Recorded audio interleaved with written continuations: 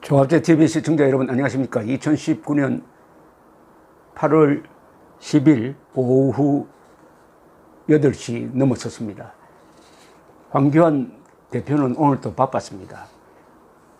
자유한국당의 북핵 외교안보특위 긴급회의를 주재를 했습니다. 이 자리에서 황교안 대표는 아주 문재인 대통령의 행태를 비판을 했습니다.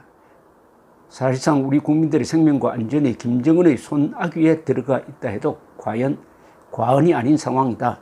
그런데도 국가를 보위할 책임을 지고 있는 문재인 대통령은 여전히 모습이 보이지 않고 있다. 오늘 또 청와대는 NSC조차 열지 않았고 심지어 북한을 규탄하는 성명서 한 장 내지 않았다. 대한민국은 여기저기서 걷어차이면서 한마디 말도 제대로 하지 못하는 동네북 신세가 되고 있다. 우리 동맹 미국은 ICBM만 아니면 된다는 식으로 안보 불안을 가중시키고 있다. 한미동맹이 껍데기만 남은 결과가 되어버리고 말았다. 이렇게 이야기를 하면서 구체적으로 5개 제안을 했습니다. 첫째, 북한 도발을 막기 위한 실효성 있는 대책을 내놓아야 한다. 둘째, 대통령이 직접 9.19 남북 군사 합의 폐기를 선언해야 한다. 셋째, 국민의 신뢰를 잃어버린 것은 물론이고 국제사회로부터 업신여김을 받고 있는 안보실장, 외교장관, 국방장관 이들을 포함한 외교안보라인 전원 교체해야 한다. 고조되는 중국과 러시아의 군사적 위협에 맞설 수 있도록 서둘러 한미일 공조체계가 복원되어야 한다. 다섯째, 총체적 안보 붕괴 상황에 대한 대통령 입장 표명과 대국민 사과를 촉구한다. 이렇습니다. 그런데 이런 이야기를 들어봐도 신문 논설 수준을 넘지 못하고 있습니다. 그리고 여러 번 반복된 이야기를 되풀이 하고 있는데 이게 무슨 실효성이 있겠습니까? 실효성이 있는 대책을 내놓아야 한다고 한들 문재인 대통령이 내놓겠습니까? 군사합의 폐기 선언하라고 한들 하겠습니까? 그리고 외교안보라인 전원 교체 안 하기로 결정을 했습니다. 대통령의 입장 표명과 대국민 사과를 촉구한다고 한들 하겠습니까? 그러면은 황교안 대표는 이런 방식 말고 다른 방식을 취해야 될 것이라고 생각을 합니다. 다른 방식은 뭐냐? 그것은 국민들에게 진실을 알려야 합니다. 이렇게 이야기해도 언론에 보도가 되지 않습니다. 언론이 보도하지 않는 이유도 이해는 갑니다. 여기에 뉴스거리가 없어요. 여기에 뉴스거리가 하나 있으려면은 이렇게 했어야죠. 지금 가장 큰 현안 문제인 한일 군사정보보호협정을 파기하는 것은 한미일 동맹체제에 대한 중대한 도전이므로 절대로 묵과할 수 없다. 이렇게 경고했어야 합니다. 그렇다면 그걸 기사로 했을 것 같은데 그 이야기가 안 나와요. 참 이상합니다. 지금 현안 문제에서 그게 가장 중요하지 않습니까? 한일 군사정보보호협정을 우리가 파기한다는 것은 북한의 핵과 미사일에 대한 정보를 주도받지 않겠다는 거니까 우리 눈을 쑤시는 것 아닙니까? 자해죠, 자해. 그런데 왜 자유한국당과 황교안 대표는 다른 이야기는 열심히 하면서 그 이야기는 하지 않습니까? 그게 뉴스성이 있는 겁니다. 그 이야기를 해야, 그것도 강력하게 해야 황교안 대표의 발언이 제대로 소개될 것이고 무게를 싣게 될 것입니다. 그렇게 하면은 일본 정부도, 일본 국민도, 트럼프 정부도 참고를 하지 않겠습니까? 한국의 보수 야당은 이런 입장이구나, 이렇게 이해를 하지 않겠습니까? 그걸 빼고 이야기를 했어요. 자, 그러면 어떻게 국민들에게 사퇴 신고서를 알리느냐 하는 것은 방법이 있습니다. 오는 8월 15일 광화문에 나타나야 합니다.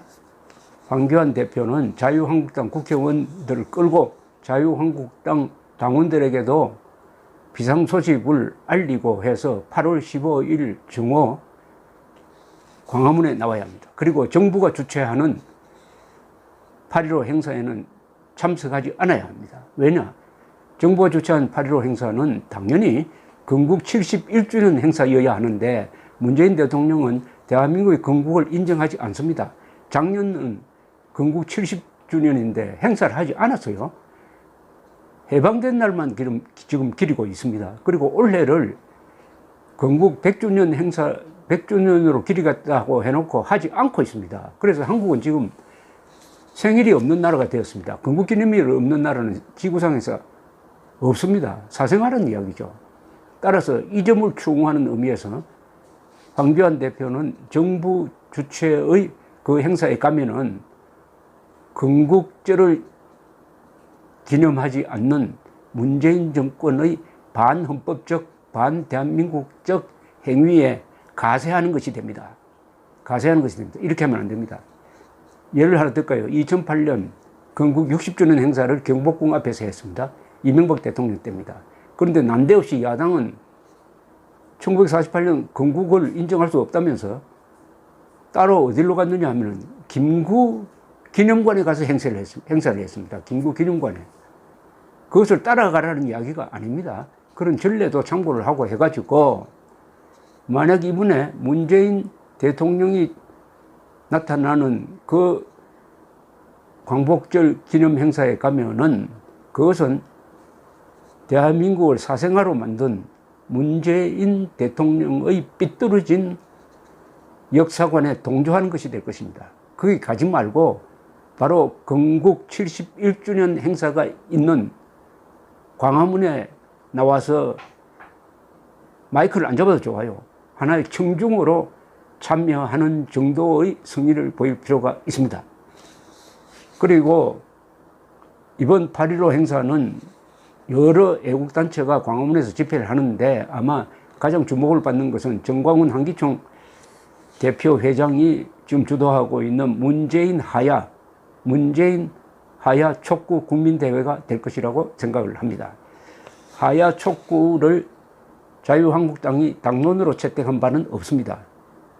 그러나 하야 요구가 자유한국당의 그동안의 문재인 정권 비판과 맥을 같이 하고 있다는 것 또한 사실입니다. 황교안 대표가 이야기했습니다. 문재인 대통령은 국민 편에 선 것이 아닌 것 같다. 오히려 김정은 편에 선 것 같다는 취지의 이야기를 했습니다. 그렇다면 이것은 하약감 아닙니까? 더구나 나경원 원내대표는 더 직설적으로 문재인 대통령은 안보의 가장 큰 위협 요소라고 했습니다. 그러면 이것은 하야 내지 탄핵해야 되는 거 아닙니까? 이런 사유는. 그리고 지난 봄에 광화문에서 자유한국당 주최로 집회가 열릴 때마다 자유한국당 의원들은 독재 타도를 외쳤습니다. 독재 타도. 즉 문재인 정권을 독재로 규정하고 타도하자고 그랬습니다. 타도하자고 그랬어요. 독재 타도. 그러나 독재 타도하는 방법이 몽둥이 들고 할 수는 없는 것 아닙니까? 법으로 해야 될 것 아닙니까? 그러면은 탄핵입니다. 또는 하야운동입니다. 이 모든 점에서 정광훈 목사가 주도하고 있는 하야 골기대회와 자유한국당의 그동안의 정부 비판은 거의 일치하고 있습니다. 거의 일치하고 있습니다. 방법, 독재 타도의 방법이 하야 아니면은 탄핵 아닙니까? 그러니까 8.15 광복절 겸 건국 기념일로 기려야 하는 이 좋은 날에 광화문에 수많은 시민들이 모일 것이고 그 사람들의 성향으로 봐서 자유한국당 지지가 압도적으로 많을 것입니다. 그러면 황교안 대표는 그곳을 외면할 수는 없겠죠. 정치인이라는 것은 지지자들 모이는데 찾아가지 않습니까? 음식점에도 찾아가고 결혼식당에도 찾아가는데 수많은 인파가 몰리는 지지층 속으로 들어가지 않고 그 순간에 반대한민국적 대통령의 반대한민국적 건국 부정 기념 행사에 참석한다는 것은 배신입니다. 그것은 이념적 배신이니까 배신 중에서 무슨 작은 의리를 배신하는 것이 아닙니다.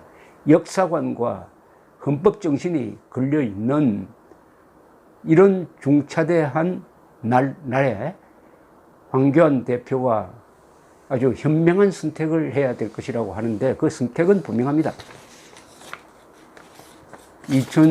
2019년 8월 15일 정오에 황교안 대표와 자유한국당 의원들이 있어야 할 장소는 광화문입니다.